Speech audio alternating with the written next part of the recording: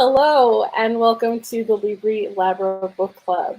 Today we're going to be talking about Wuthering Heights by Emily Bronte, and this is our book for April. I am joined today by book club VIP member Tom Brennan. Say hi, Tom. Howdy. And my husband, John. Hi, Tom. Hi.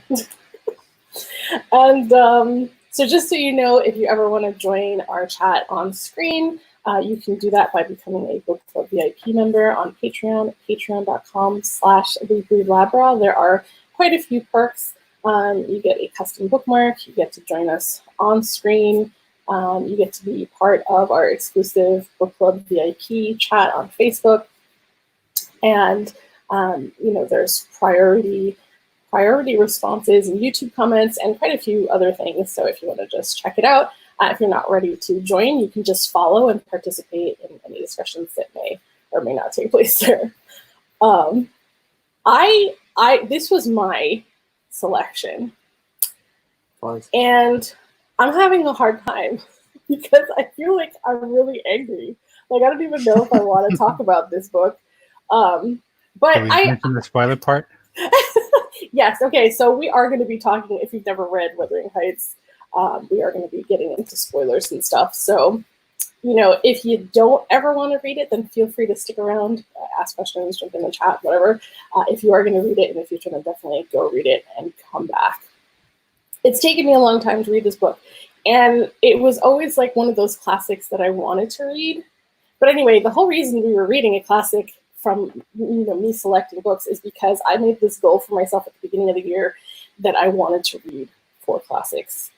And part of that was just because I always felt like classics weren't accessible to me. I felt like when I would open one, I would read a sentence and not understand anything I had read. And so they always made me feel really dumb. And eventually, because my son was an AP Lit, I ended up reading something with him. And I was like, hey, I actually understood the story. It might have been a little bit difficult in some area, but I didn't feel quite as dumb. So I was like, maybe now that I'm older, let me try again. But Wuthering Heights specifically, and I think I might have mentioned this last time, or maybe it was outside of our chat, but I had watched an MTV remake of Wuthering Heights, and I completely fell in love with it. I thought it was so awesome. It had this like love triangle, and I was like swooning the whole time. And I was like, wow, this is based on a book. It's based on a real story. I need to read it.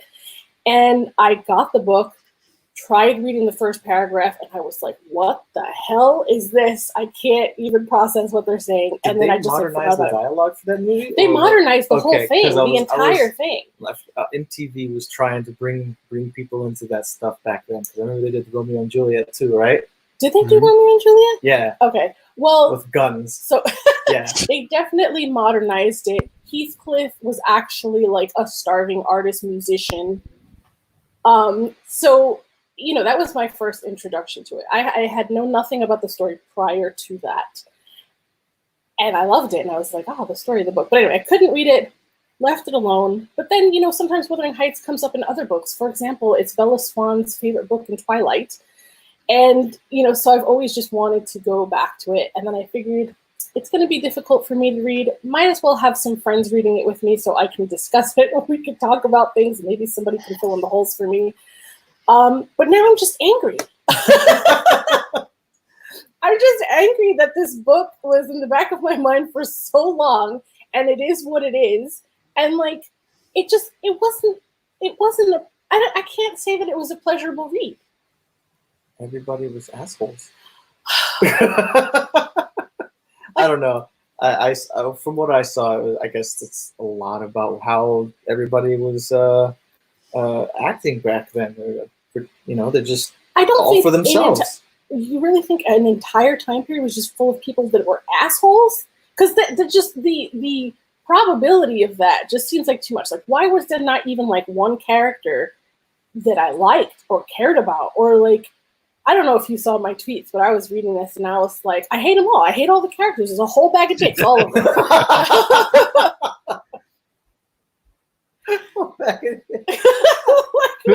But without being a joke of it, at least you're not apathetic about it. You have a definite opinion. I have, right? Like, but it feels weird because I'm very angry at all of them. And to me, the fact that the author can make me feel something is usually good writing. So now I'm like, I don't even know what to rate this. We usually talk about our ratings later. I honestly don't know, because I'm somewhere between a 1 and a 4. And like, how is that even possible? I don't know. It's just, it's funny because my son was encouraging me to read it because he read it and he liked it. And I'm like, of all the books, Wuthering Heights is the one that you like? Honestly, it doesn't surprise me. And he just kept saying, oh, it's so juicy, so much happens. But it was like abuse. It was just abuse throughout the whole book. So those are my initial thoughts. I'm not sure how to follow up from that. So I was really curious because normally I usually see your rating before we do the book club meeting, and I didn't see it this time. So the whole time I'm just like, I wonder where Tom gave this. We don't have to jump to ratings, but share. I honestly don't recall what I gave it, so I've been because I've been tossing a few numbers around just like you have. So go ahead. And I think I remember you saying something about telling a friend that you were going to read it. I guess you had never been interested in it. Or Wuthering Heights. And I said, which boggles my mind because she's all how she hates drama. It's like, you like this book. This book is drama. Literally all that is. Yeah. To the end of the book. So, yeah. And I know that some people, talk about it as this epic romance. And it was just like, it's so toxic, the whole thing. Do you have initial thoughts other than lots of drama, Tom? Some of it was, I found some of the passages were really dense, and it took me a while to like read it again. And he's talking about this person because the goddamn family tree is like, I had a hard time keeping up. Right, and they all had 2 names, so yeah. So, what else? But I had that problem with Jane Austen too, in the sense that some of her passages were like particularly dense and real well written, but it's just like some of them was like, I don't know what you're trying to put across to me here. So, but go ahead. No, I was just going to say that the book is under 200 pages, but the audiobook was like 14 hours long. Mm-hmm. And that to me is crazy. That it's, I don't know. Those things just don't make sense in my mind. I would think like a 200-page book would be a lot shorter. Well, you can't go by pages either. I mean, I know the speed that they speak. Like, if the script is the print and such. 200 pages can be a lot. For me, I just I had a hard time getting past the dialogue, like the scripts. I understand what they're saying, but I had to actually go back a couple of times and a couple of different instances to figure out what was being said. Because they're saying a lot in just a few words. So that's saying very little with a lot of words. Well, that happens a lot too. But yeah. It was some of those, and also the amount of times that somebody used the word. Oh God. Yeah. Yeah. How many times? Apparently, porn industry has ruined this word for the 1800s. It was like, I looked it up to find out how many times they used the word ejaculated to talk about speech, because thoughts too. Well, yeah, thoughts too, but it felt so uncomfortable. For all this ejaculating, I thought it'd be more exciting. No. I was like, how many times do I have to listen to this word? Because it was making me uncomfortable every time. And I think it was less than 10 in the whole book. Mm-hmm. But it felt like a lot more. No, it's not less than 10. It can't be. I counted. I did a search in the ebook. And I searched for ejaculate and ejaculated. I searched for both. What about ejaculation? I don't think that comes up. I may have looked for that. Because it's used as a verb, as in like, as what was the one I sent you? I don't know. Hang on, I have to look. There was one that, they just used a lot. I wish I could remember which one it was. But There was definitely one that I was like, this kind of works in a couple of different ways.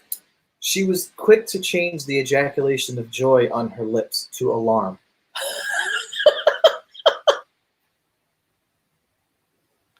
Is that what? So whatever. It was written a long time ago, and I guess that was the word they use in that way. I get it. Yeah, I don't want to be like childish about it. It's something that's spit out without thought. Like it's like it's just like it's just a straight reaction to something. And I think I'm gonna have to bring this up in some improvisation things at work when I'm actually able to go back to work. But it's just no. I can see how that would work. Well, what did you just do there? Why you ejaculated? No, I didn't. Well, in the comedic You've been sense, ejaculating all over the stage. It doesn't make people uncomfortable the entire night. But no, it's more or less it's just certain words that I had to go back and look up because I didn't know the meanings of them because they were used in such a context or in that old of dialect that the I was unaware of the word. Yes. Yeah. I was originally going back and forth, like reading a chapter, reading the Spark Notes, reading a chapter, reading the Spark Notes, and then I realized how much that was slowing me down. And then eventually, like, I got into a place where I was like, okay, I kind of maybe it was the person who was speaking changed. No, it was Mrs. Dean essentially throughout, except for throughout Lockwood. the whole thing. Well, yeah, except for Lockwood. There are certain times that that Mrs. Dean would go into other people's dialogue when they're arguing over something. Like she would actually not only she's framing the story, but she's also telling someone else's story in that story, and that got confusing. Yeah. And I don't know how many times I'm like, wait, who are they talking about? Oh, Isabel. Okay, or Isabella? I don't know. I don't know if there's Isabella, yeah. I could not understand Joseph. Like, not a single word. He was just like, he might as well have just been appearing every once in a while. Was he Irish or Scottish? And being like, I could not. Actually, did you guys listen to the audiobook? Yeah. Yes. Okay. Because she switched from her dialect to his very easily fluent. Well, she has a Yorkshire accent, and Yorkshire is where this is supposedly placed. But she doubles down on Joseph's accent. That's like the real hardcore Yorkshire accent. So. And then it was just like, he was just a grumpy old man. I couldn't understand him. He was always so angry. It's just like, dude, like, I don't know. Well, if you had to serve these arrogant rich people for your whole life, how would you be? I mean, now granted, he was, a bit of a churchist, always with God and such, but still, it's like, yeah, if that was your life, I mean, you couldn't help to rise any higher, how would you feel? But I also think it's interesting if he's such like a man of God to then be such an asshole. Like, that feels contradictory to me, I guess. What? I mean, I've met plenty. Not in reality, but in principle, I guess. You would think, right? Yeah, but no. Yeah, but the concept of hate the sin, love the sinner is foreign to Joseph.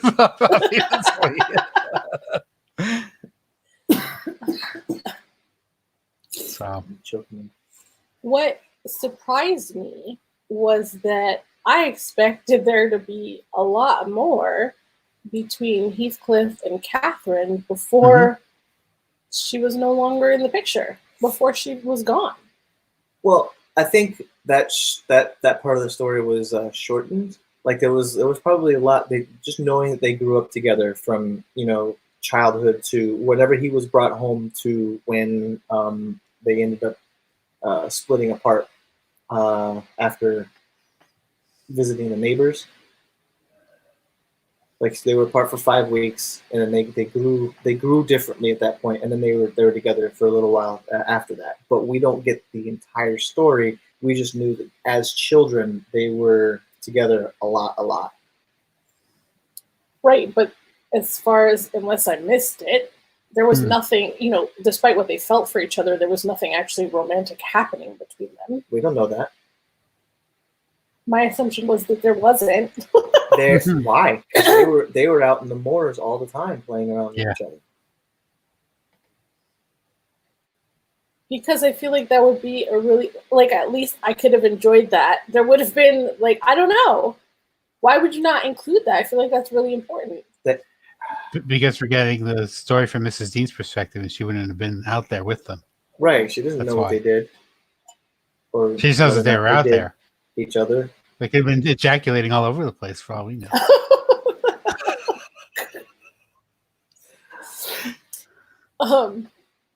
Okay. Well, either way, I feel it was implied. Okay. Yeah, it was implied.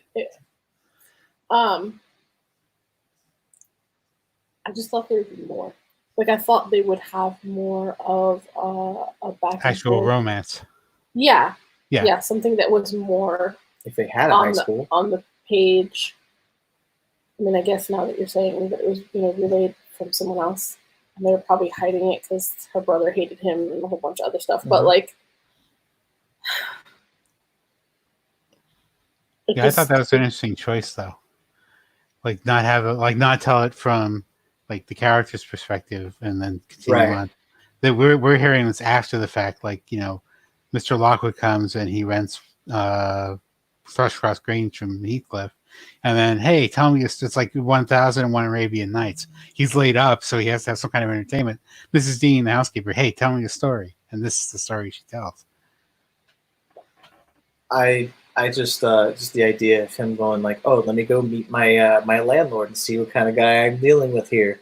Holy crap! And then he goes home and then gets the whole story from his servant. Yeah, and then he has to deal with all that after the fact. And then he goes back. Was it 3 months later? Is it that long? To find that Heathcliff had died.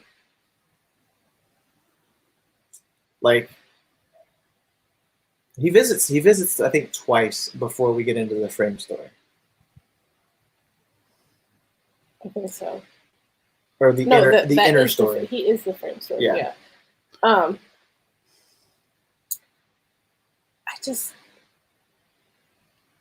I'm trying to think of why people love this book so much. Because it seems like a lot of people do. I have a friend who has a billion different copies of the book because she loves it so much. And they actually read it, right?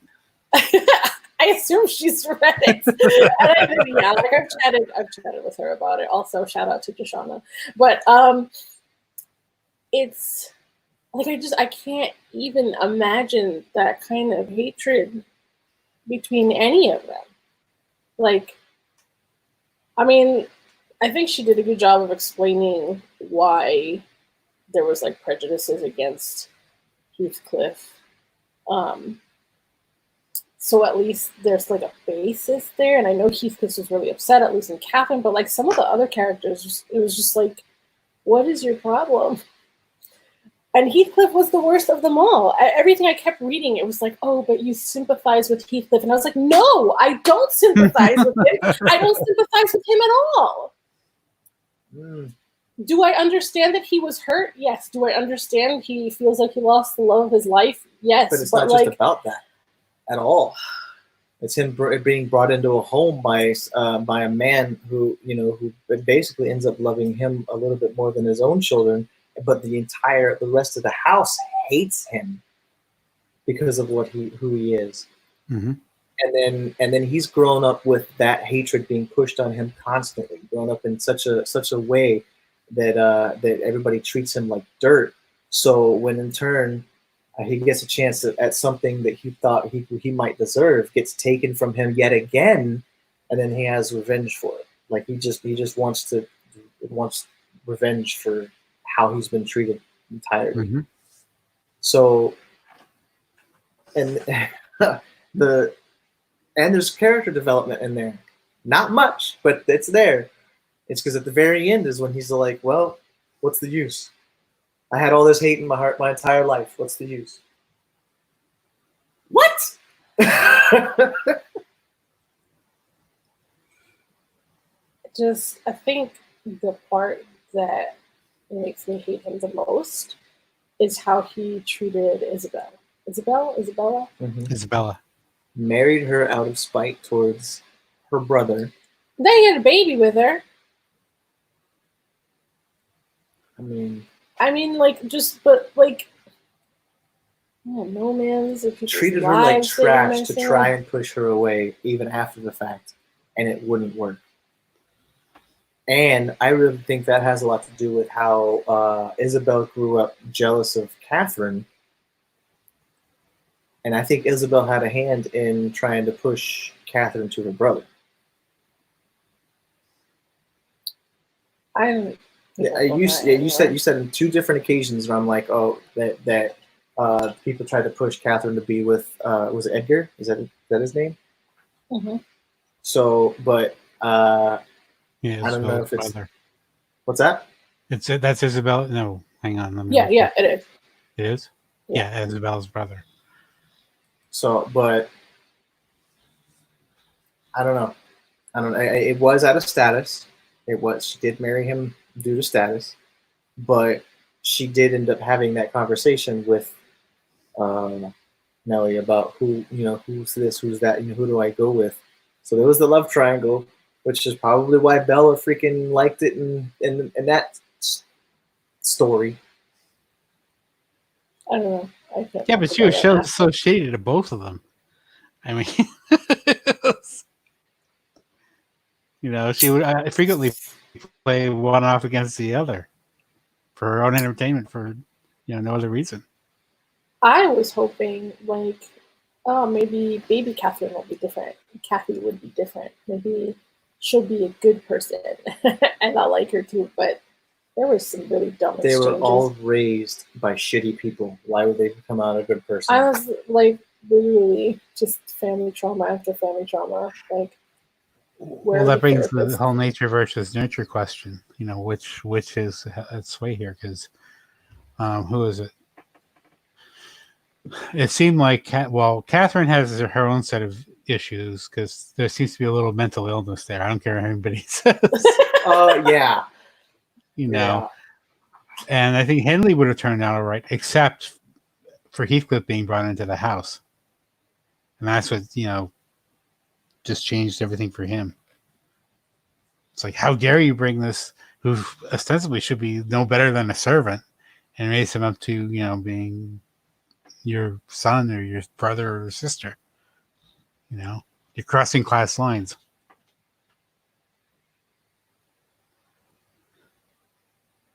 There was a lot of hate. Yeah. Now, I don't know if I misread or if I was misunderstanding what I read, but did Heathcliff hang and kill her dog? Yes. Is that okay? Isabella is, yeah. He talked like he was proud about it too. It was like, wow, that's pretty cold. That's a lot of things he did. I mean, they talk, they speak of murder quite constantly. Mm-hmm.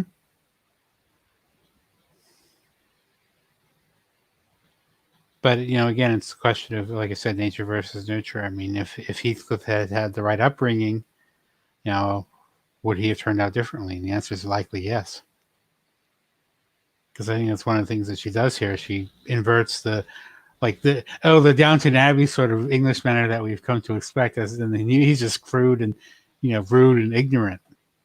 And that's one of the things that she's drawing that contrast, I guess, to what one normally would expect from an English manner story. So I guess it was popular back then, but having Kathy marry not one of her cousins but both is a choice. Was that about status as well? No. I mean, how far would they actually have to go to marry somebody else? Like, basically, how far apart were these houses? A few miles. Not far at all, really. 6 miles apart or something like that, yeah. Where they had to travel back and forth. And then, and outside of that, they have to travel even further to do things. And back then, it really wasn't uncommon to marry your cousin. So why not try to push it? Because he was Heathcliff tried to push it just Well, to he try had to his gain own more agenda. control over the homesteads and blend the families and gross. I thought. Go ahead. Sorry. Go ahead. I was just say. Plus, Mrs. Dean had this whole conversation with Catherine. It's like, well, why are you marrying him? And her best answer is, "Oh, so Heathcliff could have a better life." It's like, "Oh yeah, this is going to work out real well." Yeah, yeah. Well, Edgar wasn't her cousin though. Yes, he was, I believe. What? No, I thought. Who was it? It was Harton and. Okay, yeah. Lynn? Here, we have a chat, right? Yeah. And I'll put this in the chat. Is it the family tree? Yes. I This is the one I'm using. I had been looking up discussion questions, and one of them was about the author's decision to use couples. If there's 2 families and 2 siblings in each family, and 2 estates, and 2 this and 2 that. And right. It's like, why do you think she did that? I mean, in order to keep it simple, but it wasn't. Well, like John said, there weren't really many opportunities for meeting people, so you had to go with what was there, and that was pretty much it. Yeah, so it doesn't look like there's a tie between the Earnshaw family and the Lintons. Other than marriage, yes. I meant like the original, like the parents. But then Kathy married Hareton and Linton, which were both her cousins.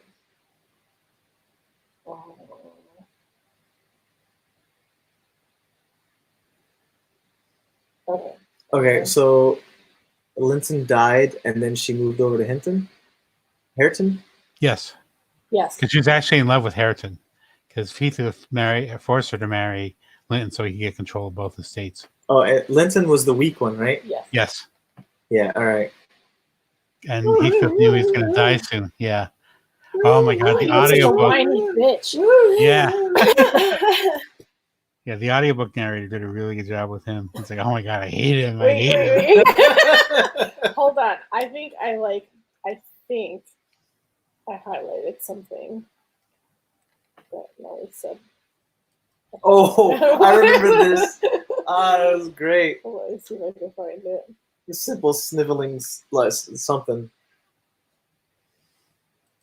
Oh, she said, like him, the worst-tempered bit of a sickly slip that ever struggled into its teens. Struggled into its teens. She's like, no, I don't like him. 84. Oh, he was 17 when he died? Yeah. Which I imagine was young even for them. But someone died at 27. Which one was that? Henley? I think yeah, it was Henley. I think so. Drank himself to death? A lot of people died. Except, maybe for the time it was normal, but I guess it felt like a surprising amount. Oh, that's where I got confused. Okay, so it was Edgar Linton, and he named his first name Linton Heathcliff? No, what? No. The little one. What are you talking about? Those are their last names. The son of Isabella. The son of Isabella and Heathcliff. Yeah. Yeah. Yeah, because, yes. Yeah, Heathcliff only had one name. He didn't have a last name. So he's like Prince. So it's like calling him, what is it, Linton Prince.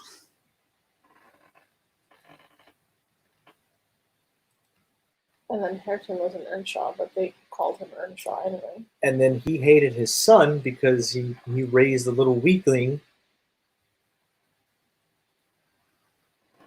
Oh, he was sickly to begin with, so yeah. I mean, he was born at a disadvantage. He still had hate for him because of it. It wasn't his son's fault, but he had hate for him because he didn't love Isabella to begin with. And yeah. Then they had, oh my God! Like this entire, it's just Wuthering hates. There you go.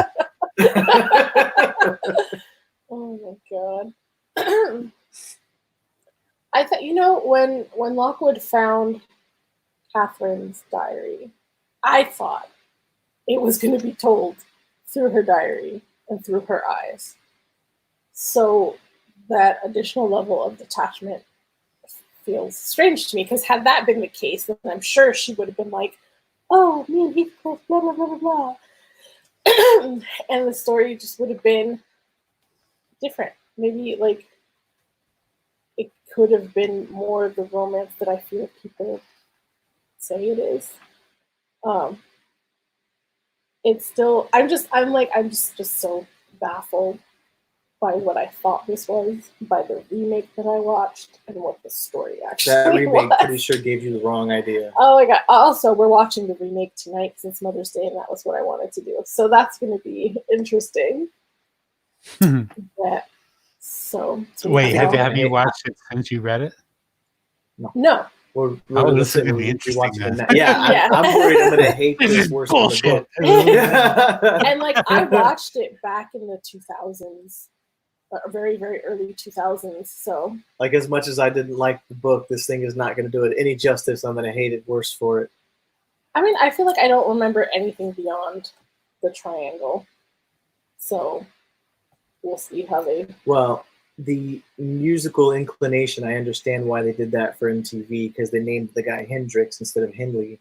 And then you say it's about a starving artist musician. I'm like, oh no.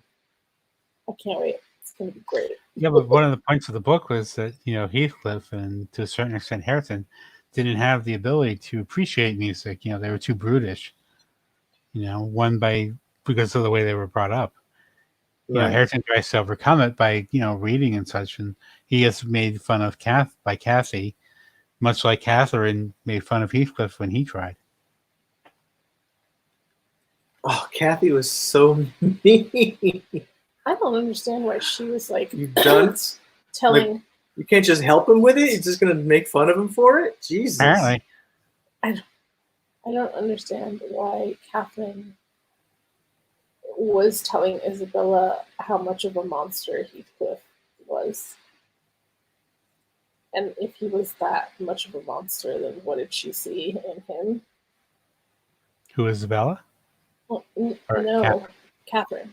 Catherine was telling nuts. Isabella this? Yeah. That one scene where who did she struck somebody? I can't remember who it was. I said, "Oh, well, that's different." Like, was it Hindley? I can't remember. They all There's a slapped huge each other silly. Yeah. Well, I think there was a lot of women getting beat up. After Catherine married Edgar, and Isabella was talking about marrying Heathcliff, Catherine was jealous of Isabella doing that. But Isabella was like, why? You married my brother. Why are you jealous of me for Heathcliff? And she's like, I'm not, but that's bullshit. You shouldn't have a horse in the race, but yes, you do. Yeah. So.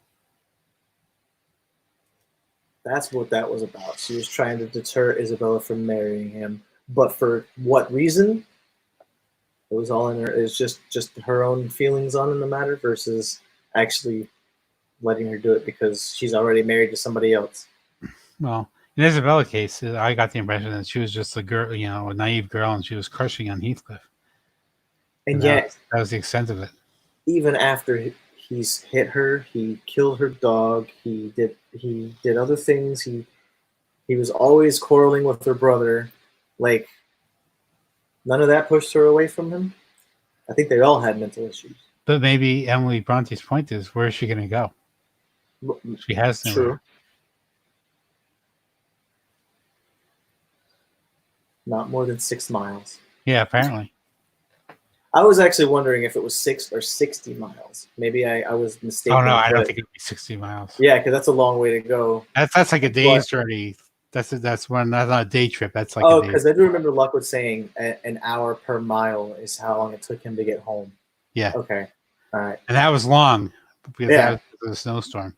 So. Oh, what it was who went 60 miles to the bigger town in England. It was Earnshaw. It was no. It was Mr. Linton, the old Linton, when he brought Heathcliff back. Back, yes. Because it took him 3 days to go from one place to the other. Okay. Can you imagine traveling like that? I don't think we'd do it. We would do it. It's just Our walking. relationship would be over. One of us would die. Is that what you're saying? Please understand before one of us dies. Walking to the next city 60 miles away. So, but I understand that Emily herself had the personality like Catherine. So, I think maybe she was just trying to tell her story. possibly, you know.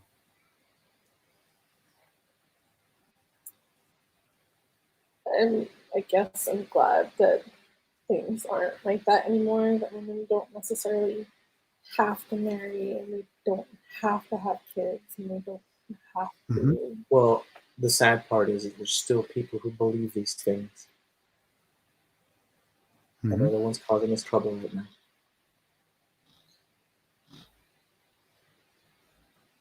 Humans. I think, like, and it's just, for me, it's just weird how angry this book made me, because I don't think I usually get so angry at books. And I was trying to reflect on that. It's like, is it the social distancing that's making me irritable? Like, yes. I think it's making a lot of people, like me as well. But I'm just wondering if the combination of the two didn't help us at all the last 2 weeks, because we were both like. I mean, because I read for escapism, I read for pleasure, and then this does not give you any pleasure. No, it just, again, I can respect her writing and I can respect the story she told, but being in it was just like, and I just wanted to throw the book across the room. And then I have to be careful how I talk about it, because I don't want my son to get all offended about his. Y'all argue for that for hours. He really wanted me to read it, but he was refusing to watch the movie with us tonight. No. I really believe his curiosity is gonna take over. We're gonna start watching it, and he goes, "Oh, you're watching it now," and he's gonna complain about it. And then, like 15 minutes in, he'll come in and watch it. I'm wondering if we should also watch like the 2011 version of it, which is probably closer to the source material than the MTV one. Oh yeah. No, yeah. Let's save that one for later. Okay. I don't want to watch 2 movies tonight. Okay. No problem. I don't know what else I could possibly say about this story that isn't just me bitching about it. I mean, I guess I feel better knowing that I actually could read it. I did read it. I don't feel so much like an idiot.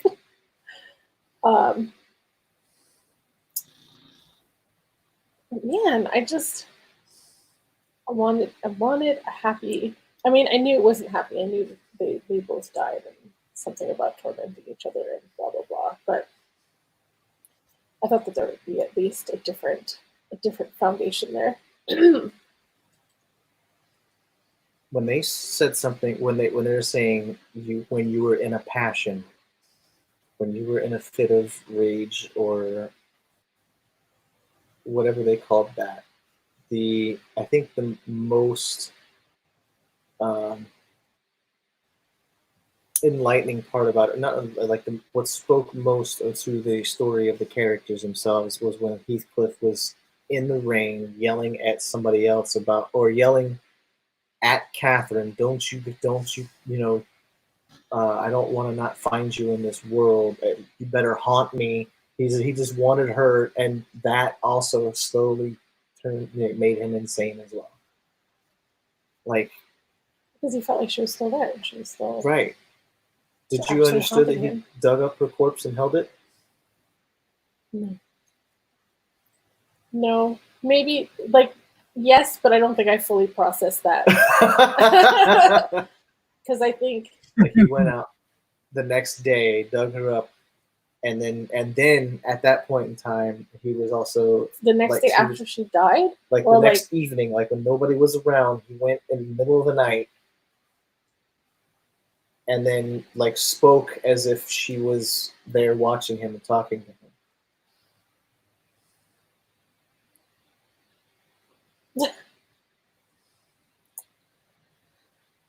No. Is that love though? That's like every bit of the story is insanity. I was gonna say that sounds like madness. Hate and insanity. Like it's just they drove each other to the brink of insanity. Like every single one of them. Which would also speak to humanity at that point in time. Like that seems like that was a lot of the norm. Like marrying your cousin, driving each other crazy.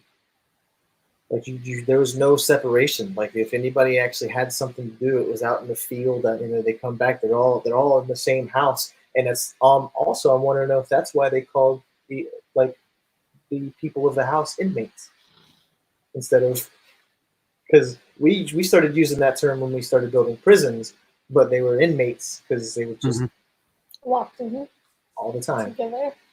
Yeah, they're isolated. Unless you live near the city and can actually travel back and forth, but you were always with your family constantly.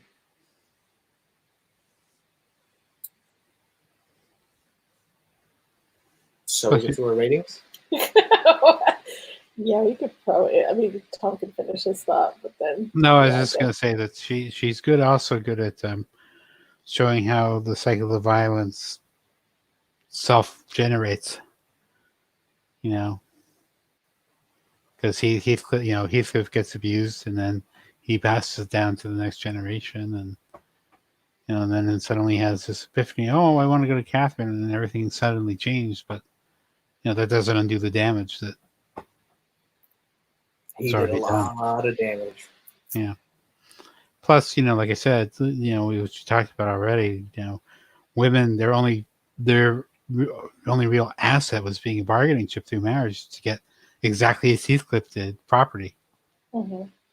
So, and I think that's what Bronte is really good at showing. It's like, or what's she going to do? Like, where's she going to go? Any of the female characters.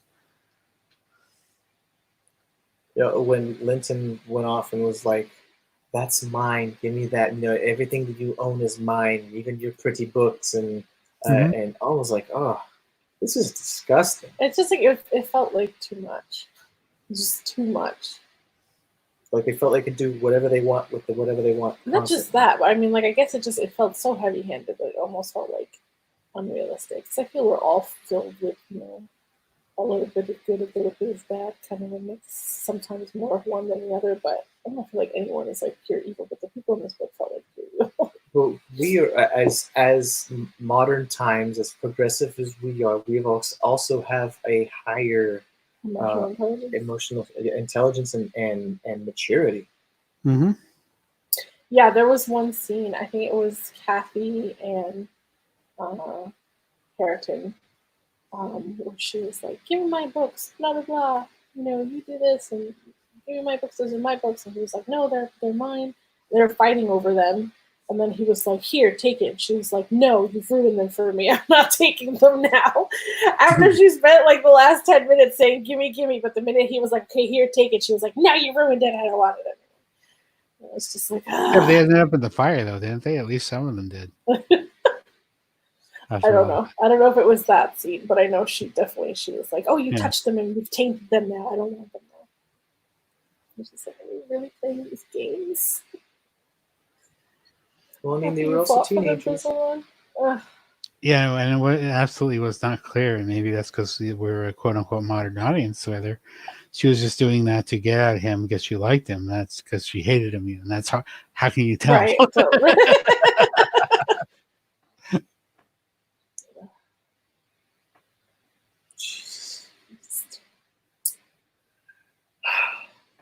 So, what are your final thoughts? My final thoughts? Yes. Wuthering Hates should be the name. Wuthering Hates. I give the book 2 stars and this conversation 3 stars. Okay. No, I always enjoy after the fact, but I might round it up to 3 stars for the book. It was there was a lot more to it than I expected getting out of it. So it wasn't. It was awful. It was awful, but it wasn't so bad that I hate it as much as Desiree does. No, I mean, like, again, I said that I don't even know what I want to give it. It like legitimately feels like somewhere between a 1 and a 4, and I don't. But I'll let Tom go. Well, I think my official Goodreads rating is a 3, but as I've been thinking about the book, I would still remain a 3, but I would actually, if Goodreads had a half point, I would give it a 3.5. Have you had a chance to talk to your friend about it since Yes. you heard it? And I essentially expressed, what I said here, and she's like, "Well, I don't know, I like it." I said, "Well, you're entitled to that, but don't ever, diss me about my literature choices ever again." I don't want to hear nothing. I'll just say Wuthering Heights. Mic drop.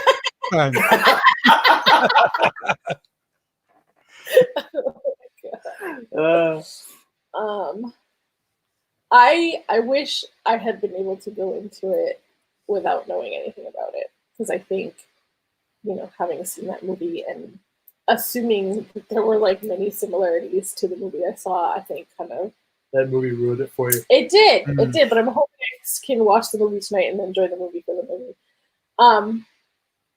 But I'm already giving the movie 2 stars. I'm joking. Okay, is this the movie where they put it in high school? Is this the one? I don't know. It's just like an MTV rendition of Wuthering. Because that sounds like they would put it in high school. And in my head, like Heathcliff would be like, the dumb jock who becomes, he was the skinny kid growing up, and he was always tormenting teased. Well, I'm going to show you, I'm going to be the star of the football team. And Kathy, of course, is the head cheerleader, and she's hot and nuts. No, Heathcliff is the musician. Oh boy. She falls in love with him because he's like, I don't remember. We're going to see how it goes down tonight. But anyway, I wish I had been able to not know anything about it and read it. I think I might have felt differently about it. I think I also, like Tom, I'm going to settle on a 3, because I do think, for its time and everything else, it was, you want to keep turning the pages because you want to know what these effed up characters are going to do to each other, but it wasn't a pleasurable read. So not that it wasn't like good story, it just wasn't. It just put me in it. It's not what you expected it to be. Yeah. Yeah. So we'll just say it was a 3. Mm-hmm. And that's that on that. So would you be inclined to read it again, just out of curiosity? No, I know that I was looking at the audiobooks and they had so many different versions, and they varied widely in regards to how long they were. So is there an abridged version of 200 pages? Like, I'm wondering. I'm curious what those other ones. Surprise me if they were. So. Would I read it? Why would I want to read it? If you come up with a good reason, let us know. Maybe we'll think about it. No, I was just asking because, sometimes, it's how do you like a story where all we know like none of the characters, and it could still be a good story, but it's just not what you want to read. And I did read some people's reviews, and they kind of said that, like, if reading about characters you don't like is your thing, and you're okay with that, then you might love this book. Go for it, yeah. And normally I don't, but I feel like there has to be a balance. Like, I can't hate everybody. Like, I need to root for someone. I need to like someone, and then I can deal with the other. Who? Nellie Dean, yeah. Or Ellen Dean, sorry, her full name. I didn't she was kind of telling the story, and I didn't really. I mean, she has a very big hand in the whole story. Yeah, but I don't know. She even though she was in it and she was talking about it, and I know that she did things and she passed notes and she helped people out, and I didn't really think of her as much of a character. What about Mr. Rockwood? I don't know. I think he was another ass that just didn't have enough time to be an ass. Wow. He just wanted information on why these people were the way they were. Gossip, yeah. Yeah. And He was essentially was it the winter quarantine? That's essentially what was happening. Yeah. So he needed entertainment. So here it is. So, I mean, I'm not much of a rereader anyway. So going back to this one doesn't I can't even imagine what mood I would have to be in to be like, let me read Wuthering Heights again, knowing how it made me feel at this point. But I don't know. I don't know. I want to chime in just the fact that every single thing that I've ever revisited a second time, there's always new information to pull from. Yep. Oh, I know. That would be the only reason why I would ever read that book ever again, is if there was some sort of reason for me to revisit it to pull more stuff out of it, like to get more maybe character development, or if maybe there's a 2030 remake in the future and I end up being able to cast in it or something. I don't know. But I think the only reason I can see myself rereading it is that I did, before reading it, I had been looking at all the different covers there are for Wuthering Heights, and there was one very specific, very pretty floral cover that I saw. If I ever get my hands on that particular edition, then I might be willing to reread it. Why would you buy a book you hate? No, I didn't say I said it made me feel things and it made me angry. I didn't say I hated it. I just there's a lot of things going on in life right now. And it wasn't like maybe this wasn't the best time to read it. Yeah, maybe. All right. I think that's also a possibility, yes.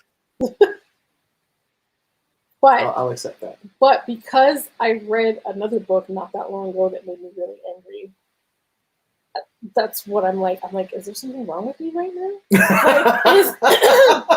So the only thing I can think of is that it is.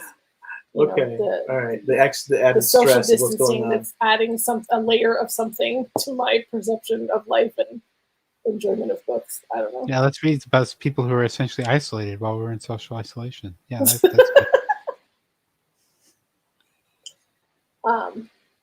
Well, next month, and I didn't bring the book with me. I apologize. But next month next month being this month. Oh yeah. Yeah, it's our May book. Our May book is Dark Dawn by Jay Kristoff. That was nominated by John. It is the third in the Nevernight trilogy. So is this an actual trilogy, or is there going to be a fourth book? No, he's done. Okay, he's already moved on to other stories. Yeah, he's working on his Empire of Vampires, I think. But just so our watchers know that if you want to get involved in the Nevernight series, it'd be a great time to do that. Come hang out with us during our Dark Dawn. Well, you wouldn't want to start with the third one, but no, that's what I'm saying. Get into the Nevernight series. Yeah, this will be the first trilogy we'll have completed. Yeah. So I'm a little nervous about it because I for months now since it released, I have been seeing videos of people reading the last final pages and bursting into tears and oh, it's doozy. So it's gonna be So this is a reread for you. Yeah. I'm definitely I'll revisit it. Don't worry. This is probably one of my favorite fictions at this time. Mm-hmm. As much as I liked All Along Today's and some of I like The Magicians, like a lot of the stuff that I've read in the past. Red Rising was really good, the entire series. But Nevernight is I just love the world building and the humor involved in it. I think I like it more than I had originally thought I would. Like if someone had described it to me, I would have been like, They keep picking the wrong descriptions. It's like in Hogwarts for assassins, but that's not accurate. It is, but it isn't. It kind of is in the first volume, but yeah. yeah, but mean Hogwarts. Yeah. So that's what we'll be reading for May. Definitely excited about it. I'm hoping that I don't think I will. I think I'll be happier reading that one. Yes. Than reading Wuthering Heights. At least for the first half of the book. Right. Well, thank you for joining us. If you are someone that loved Wuthering Heights, please feel free to leave a comment and kind of share that with us. So, I'd love to hear other people's thoughts and opinions of it. If you hated it, feel free to leave that comment and Enlighten us. Make us feel better about what we just experienced. just you know, share your thoughts in the book. I know it's been around for a while, so I'm sure lots of people have read it. Again, thank you for joining us, and I hope you will join us next time. So, bye. Bye.